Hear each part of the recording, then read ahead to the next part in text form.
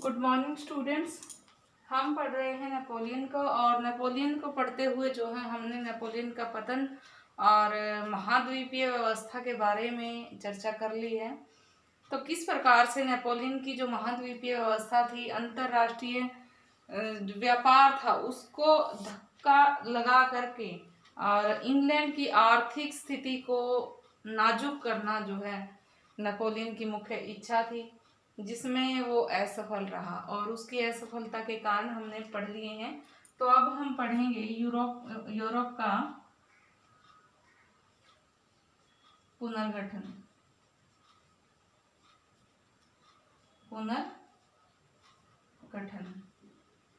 Reconstruction of Europe की कैसे Europe की क्या स्थिति हो गई थी, जिसमें उसको पुनर्गठित करना आवश्यक हो गया था। जैसे कि स्टूडेंट्स हमने फ्रांसीसी क्रांति की चर्चा की, उसके बाद जो है 10 साल के टाइम पीरियड के बाद नेपोलियन का एक तानाशाह के रूप में उदय होना और एक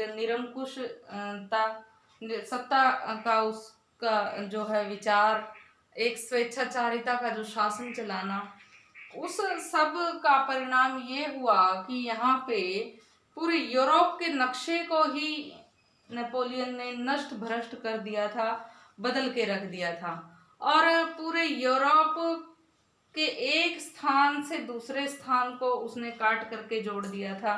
जहां पर भी वो विजय हासिल करता, जीत हासिल करता, तो अब उसने जो है पूरे यूरोप को ही नष्ट भ्रष्ट वहां पे कर दिया था। तो इस प्रकार से उसके द्वारा यूरोप के नक्शे में परिवर्तित कर देने से, यूरोप के पूरे नक्शे को ही बदल के रख देने के कारण से अब यूरोप का पुनर्गठन उस समय के शासकों के सामने सबसे बड़ी, सबसे मुख्य समस्या थी कि किस तरह से यूरोप को पुनर्गठित किया जाए, दोबारा से कैसे, कौन सी वो स्थिति उत्पन्न की जाए जिससे कि पहले की तरह जो है यूरोप महाद्वीप का जो नक्शा है पहले की तरह दिखे। तो अब शासकों के सामने जो उस समय के 1814 के बाद नेपोलियन के पतन के बाद उसको एल्बा द्वीप में भेज दिया गया। तो वियना में एक सभा हुई 1814-15 में, और ये सभा जो है शीतकालीन टाइम में रखी गई और इसमें विभिन्न देशों के शासक शामिल हुए। उन शासकों के सामने सबसे बड़ी, सबसे मुख्य समस्या यही थी कि किस प्रकार से यूरोप का पुनर्गठन किया जाए और आगे की स्थिति को सुचारू रूप से चलाने के लिए आगे क्या कदम उठाए जाएं। तो यूरोप का पुनर्गठन उनके सामने सबसे बड़ी समस्या थी, जिसके लिए जो है उन्होंने वियना में सत्र बुलाया और 1814-15 में ये सत्र बुलाया गया और फिर जो है उन्होंने सारे ही शासकों ने मिल करके कुछ एक बातें जो है रखी, जिसमें विभिन्न देशों के हिस्से उनमें मिला दिए गए। तो किस देश के प्रति क्या नीति उन्होंने अपनाई, ये यूरोप के पुनर्गठन की क्या जो है उनकी योजना रही और उस योजना को कैसे उन्होंने आगे अंजाम दिया। तो सबसे पहले हम बात करते हैं वियना व्यवस्था के 3 सिद्धांतों की। वियना व्यवस्था के 3 सिद्धांत। तो जो ये वियना व्यवस्था के वियना में उन्होंने सत्र बुलाया था, जो सम्मेलन बुलाया था, उसमें विभिन्न देशों के राजाओं ने बैठ करके चर्चा की, मंत्रणा की यूरोप के नक्शे को पुनर्गठित करने के लिए, यूरोप को पुनः संगठित करने के लिए। तो उसके लिए उन्होंने 3 सिद्धांतों का जो है दायरा निश्चित किया। सबसे पहला जो सिद्धांत था वो था पुनः स्थापना। दूसरा था न्याय युक्ता। तीसरा था क्षतिपूर्ति।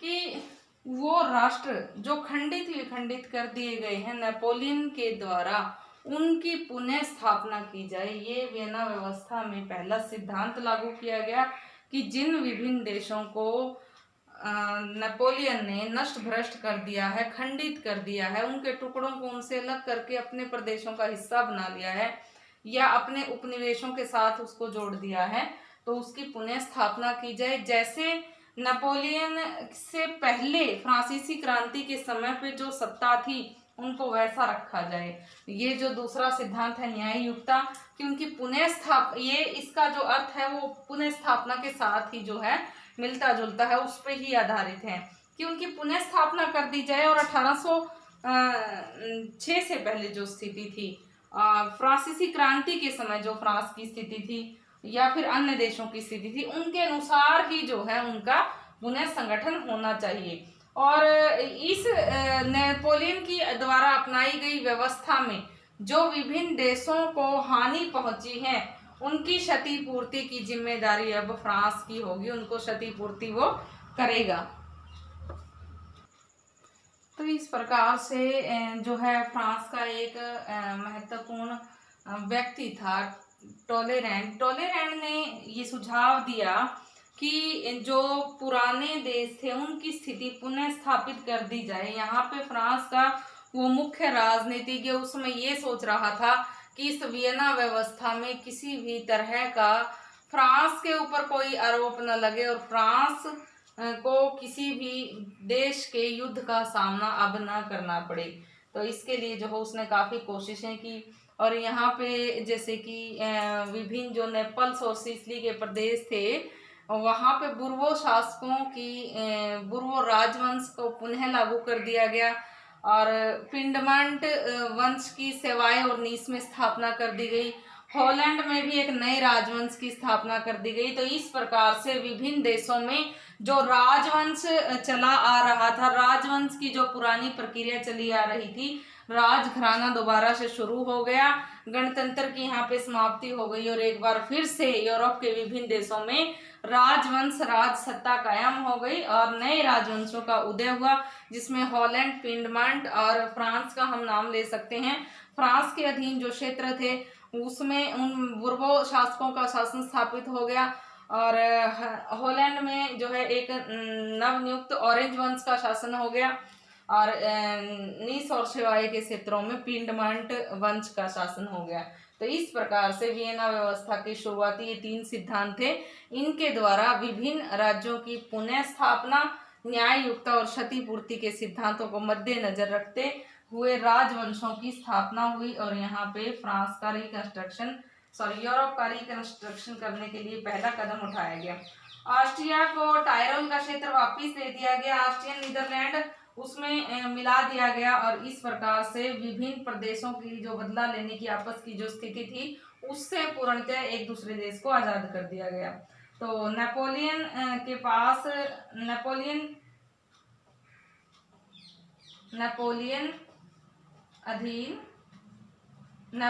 अधीन क्षेत्रों की रिहाई।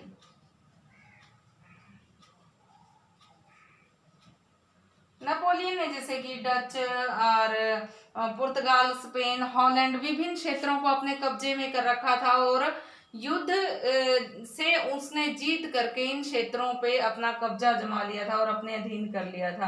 तो नेपोलियन की हार हो गई थी। अब 1814 में हरा करके उसको एल्बा द्वीप में पेंशन भोगी के रूप में छोड़ दिया गया था, जहाँ पे अंतिम समय पे वहीं पे उसकी मृत्यु हो गई। तो यहाँ पे नेपोलियन के अधीन जो भी क्षेत्र थे उनको पूर्णतः नेपोलियन से मुक्त कर दिया गया और यहाँ पे उन क्षेत्रों की रिहाई कर दी गई।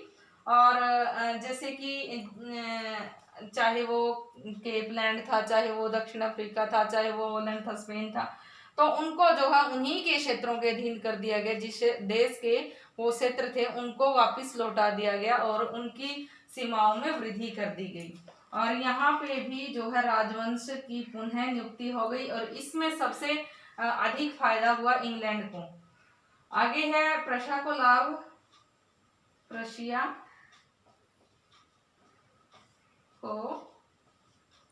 लाभ तो यहाँ पे प्रशिया को लाभ दिया, जैसे कि नेपोलियन ने प्रशिया के विभिन्न क्षेत्रों को छीन लिया था और छीन करके अपने राज्य का हिस्सा बना लिया था। और फिर प्रशा ने ऑस्ट्रिया से सहायता मांगी थी, तो ऑस्ट्रियन क्षेत्रों पे भी नेपोलियन का कब्जा था।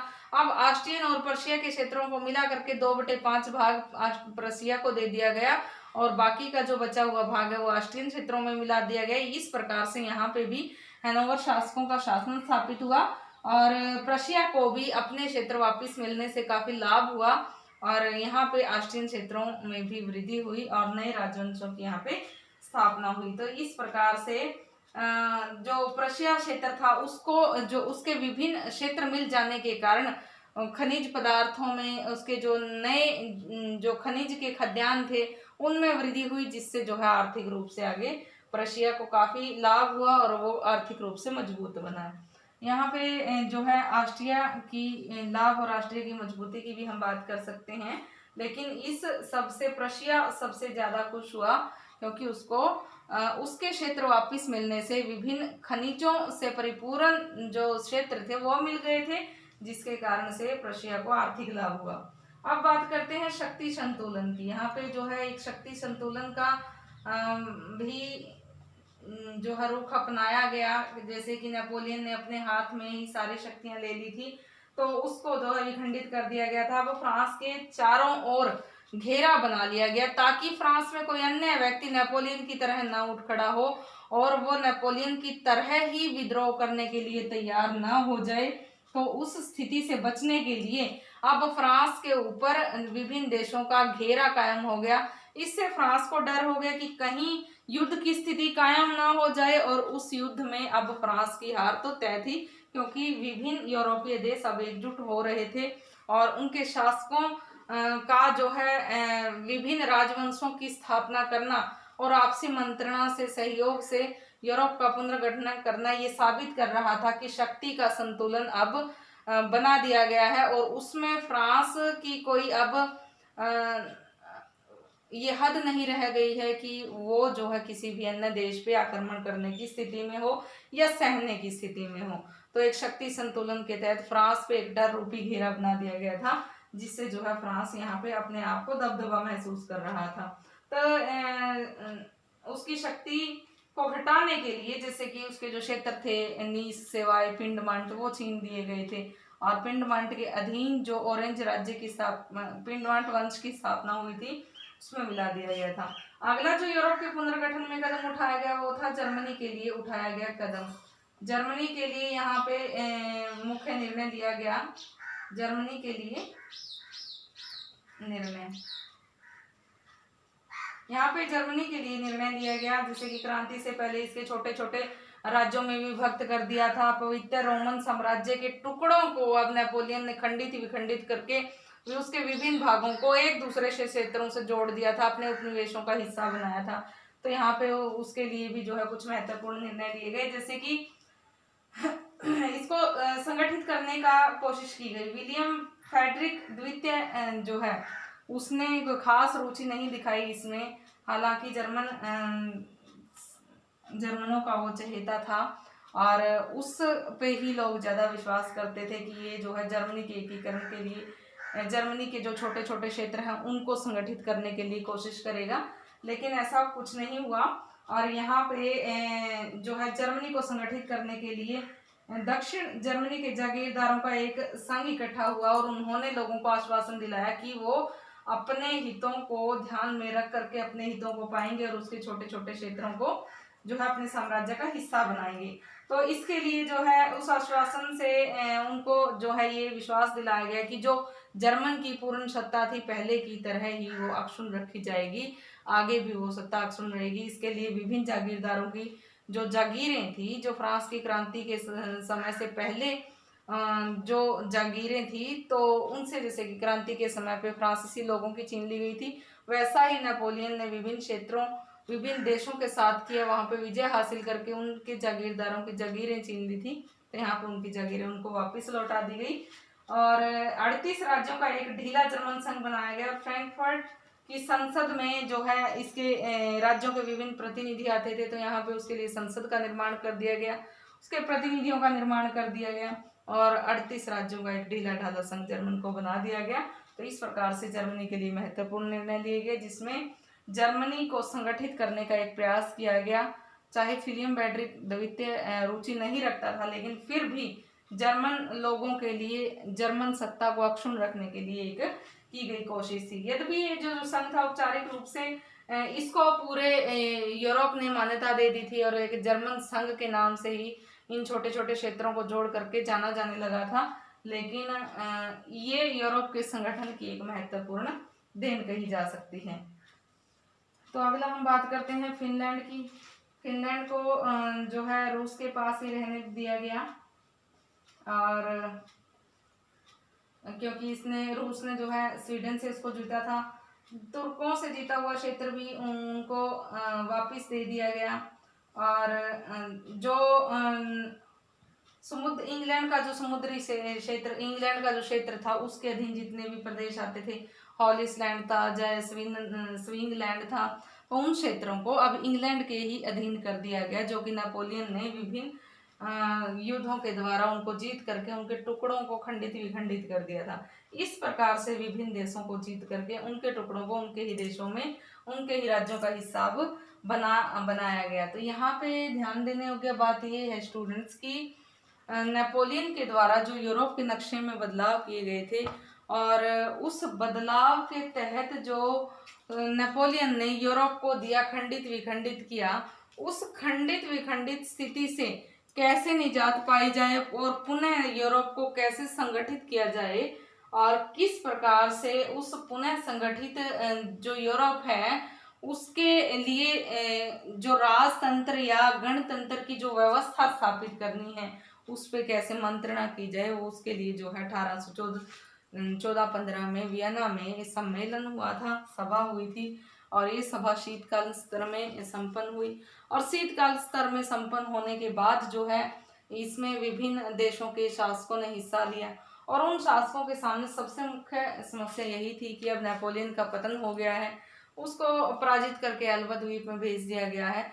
तो अब यूरोप के जो टुकड़े जो है उसने उसको नष्ट भ्रष्ट कर दिया है, छिन्न भिन्न कर दिया है, उनको कैसे अब एकजुट किया जाए, और वो एकजुट करने के लिए जो है उनका जो शीतकालीन जो स्तर चला उसमें जो उद्देश्य निर्धारित किए गए उनकी आज हमने चर्चा की है, जिसमें सबसे पहले जैसे जो टिलसिट की संधि के बाद ये जो वियना व्यवस्था में 3 सिद्धांतों को लागू किया गया, जैसे कि पुनः स्थापना, जो पहले की तरह ही राजवंशों की पुनः स्थापना कर दी जाए, और न्याययुक्ता का सिद्धांत भी इससे संबंधित ही था। यहाँ फ्रांस का जो मुख्य कूटनीतिज्ञ व्यक्ति था वो चाहता था कि फ्रांस को अब भी कोई क्षति न पहुंचे, तो उसने भी यही जो है कूटनीतिज्ञता दिखाई कि हाँ पहले की तरह पुनः स्थापना हो जाए राजवंशों की, और उनको पहले की तरह स्वतंत्रता भी मिले, और स्वतंत्रता पूर्वक वो अपनी सत्ता पे अपना जो है हक जमा सकें। उसके बाद विभिन्न देशों की जो है क्षतिपूर्ति के लिए व्यवस्था की गई, जिसमें जैसे कि बुर्बो शासकों के अधीन जो नीच सेवाई के क्षेत्र, फ्रांस के अधीन जो क्षेत्र थे वो दे दिए गए, पिंडमंड वंश की स्थापना जो है की गई, और यहाँ पे जो हैनोवर प्रांत में हैनोवर क्षेत्र में ऑरेंज वंश की स्थापना की गई। नेपोलियन के अधीन विभिन्न क्षेत्रों को जो कि नेपोलियन के अधीन थे उनकी रिहाई कर दी गई। अब उनको किसी भी तरह से नेपोलियन के अधीन नहीं माना गया था, बल्कि वो अपने क्षेत्रों के ही अपने देशों के ही हिस्से थे। उसके बाद जो है प्रशिया के लाभ की हमने बात की है कि प्रशिया को विशेष रूप से लाभ हुआ, उसको उसके क्षेत्र वापस मिल गए, उसके जो खनिज के जो मुख्य खाद्यान्न थे वो वापस मिल गए, जिससे आर्थिक रूप से प्रशिया को लाभ हुआ और वो संपन्न बनता चला गया। यहाँ पे प्रशिया को ही नहीं अपितु ऑस्ट्रिया को भी उसके विभिन्न क्षेत्र लौटा दिए गए, और यहाँ पे ऑस्ट्रियन क्षेत्रों को भी उससे काफी लाभ हुआ, और नए राजवंशों की जो राजवंश प्राचीन काल से चले आ रहे थे उनमें ही उनको कुछ तब्दीली के तहत अपना लिया गया। शक्ति संतुलन, यहाँ पे शक्ति संतुलन की तरफ ध्यान दिया गया, क्योंकि फ्रांस में ही कोई अन्य व्यक्ति नेपोलियन की तरह अब ना उठ खड़ा हो और दोबारा से यूरोप को खंडित विखंडित करने की वो भूल न करें। इसके लिए भरपूर प्रयास वियना सम्मेलन में शामिल राजाओं ने मिलकर के मंत्रणा की और फ्रांस पे एक घेरे की सी स्थिति उत्पन्न हो गई। यहाँ पे फ्रांस पे एक दबदबा भी बन गया कि विभिन्न देश उनके ऊपर कभी भी आक्रमण कर सकते हैं। तो शक्ति संतुलन का जो ये सिद्धांत था वो यहाँ पे अपनाया गया। जर्मनी के लिए निर्णय लिए गए। जर्मनी के विभिन्न जो छोटे छोटे टुकड़े थे उनको एकत्रित करके एक जर्मन संघ बनाया गया। 38 राज्यों का ढीला ढाला सा जर्मन संघ था ये। इसके लिए संसद का निर्माण किया गया, बहुत सारे उसके लिए सदस्य चुने गए, तो उसको एक अस्थायी मान्यता के तहत जर्मन संघ मान लिया गया। 38 राज्यों के छोटे छोटे जो टुकड़े थे उनको जो है जर्मन संघ मान लिया गया। फिनलैंड तुर्की के लिए, फिनलैंड के लिए अलग से रूल रेगुलेशन निर्धारित कर दिए गए। इंग्लैंड के अधीन जो हॉलैंड या स्विट्जरलैंड जो क्षेत्र आते थे उनको इंग्लैंड के अधीन कर दिया गया और उनके लिए भी वही राजवंश राज सत्ता कायम कर दी गई, और जिसमें लोगों को राजवंशों को जो है मुक्ति। यहाँ पे ऑस्ट्रिया हंगरी साम्राज्य के लिए भी कुछ बातें निर्धारित की गई। दक्षिण अफ्रीका के जो उपनिवेश थे उसको दे दिए गए। लंका को उसमें शामिल कर दिया गया। फिनलैंड को उसमें दक्षिण अफ्रीका में शामिल कर दिया गया। यहाँ पे जर्मन संघ के लिए विशेष प्रावधान निर्धारित किए गए। यूरोप का नेतृत्व फ्रांस के हाथों से ऑस्ट्रिया के हाथों में चला गया। फ्रांस के हाथों से अब जो ऑस्ट्रिया के हाथों में चला गया, फिर उसके बाद ऑस्ट्रिया और जर्मन संघ में मुठभेड़ होना वाजिब ही था। तो यहाँ पे जर्मन संघ में और ऑस्ट्रिया में मुठभेड़ हुई, जिसमें जर्मन संघ जीत गया, और यहाँ पे जर्मन संघ अब जो है अपनी सत्ता, अपनी बैठ और अपनी शौर्य के लिए जाना जाने लगा। और यहाँ पे अब ऑस्ट्रिया की शक्ति में कमी आई और जर्मन संघ की जो शक्ति थी वो बढ़ गई। तो अब जो है उसके बाद हम बात करेंगे अगले लेक्चर में जो टॉपिक होगा वो होगा नेपोलियन का पतन, कि किस प्रकार से नेपोलियन का पतन हुआ, उसके लिए कौन कौन से कारण जिम्मेदार थे। हालांकि स्टूडेंट्स हमने पढ़ते हुए भी पढ़ भी लिया है, जैसे कि नेपोलियन को पढ़ते हुए हमने ये जान भी लिया है कि कैसे उसके अहंकारवश, उसका जो युद्ध प्रिय नीति थी, या फिर उसका जो अत्याचारी होना, क्रूर होना, युद्धों में ही रत रहना, उसकी महत्वाकांक्षा के चलते, तो उसकी जो विभिन्न अव्यावहारिक नीतियां थी उनके चलते उसका पतन हो गया था। तो इस प्रकार से अगला जो लेक्चर होगा उसमें हम नेपोलियन के पतन के बारे में विस्तार से चर्चा करेंगे। आज हमने बात की यूरोप के पुनर्गठन की। यूरोप के पुनर्गठन में जो है हमने विभिन्न पॉइंट्स का अध्ययन किया, जिसमें हमने देखा कि यूरोप के पुनर्गठन के लिए वियना में जो सम्मेलन हुआ था, उस सम्मेलन में उस स्तर में कौन कौन सी बातें जो है निर्धारित की गई, और राजवंशों का किस तरह से पुनः लागू राजवंशों को यूरोप में किया गया। और यहाँ पे एक बात और ध्यान देने योग्य है कि अब गणतंत्र को पूर्ण रूप से यूरोप में समाप्त कर दिया गया, और राजतंत्र की जो सत्ता थी, राजतंत्र के जो राजवंश थे, उनकी सत्ता दोबारा से फिर से जो है पूरे यूरोप में अब लागू हो गई। राजवंश पूरे यूरोप में अब पुनः लागू हो गया। तो आज के लिए स्टूडेंट्स इतना काफ़ी है। Thank you.